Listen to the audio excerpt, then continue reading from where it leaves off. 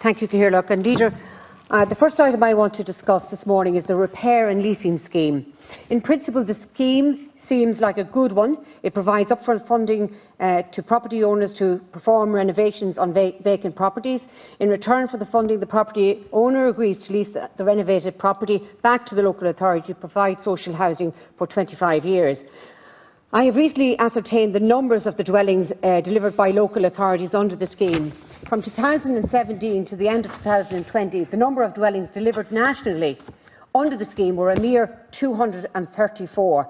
234 houses in 4 years, fewer than 60 a year. This is a paltry figure. In spite of the scheme's funding limit being increased to 60,000, I believe that it is still inadequate to stimulate demand. This is simply not good enough, not enough money being made available to repair the houses. With the steep inflation in building costs, I doubt that the budget of £11 million for the scheme in 2021 will deliver the number of units anticipated. I dare say the scheme is yet another abject failure of the housing policies of Fianna and Fine Gael and the Green Party respectively.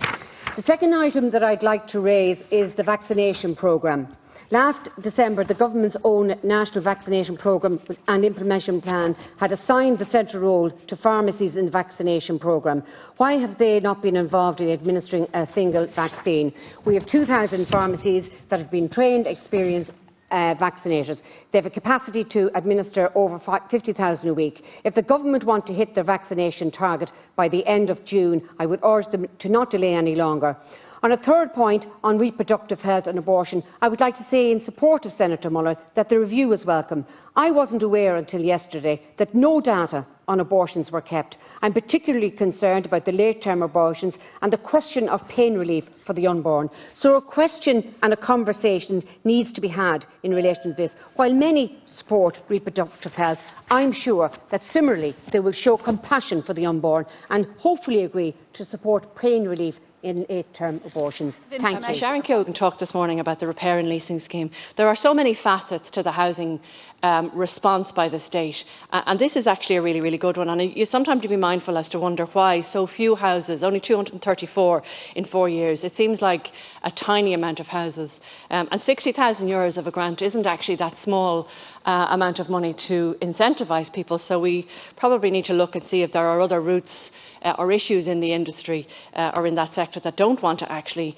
reinvest in their houses and lease them back to the local authority. But I think that should form part of the wider debate on housing that we will have here in the coming weeks.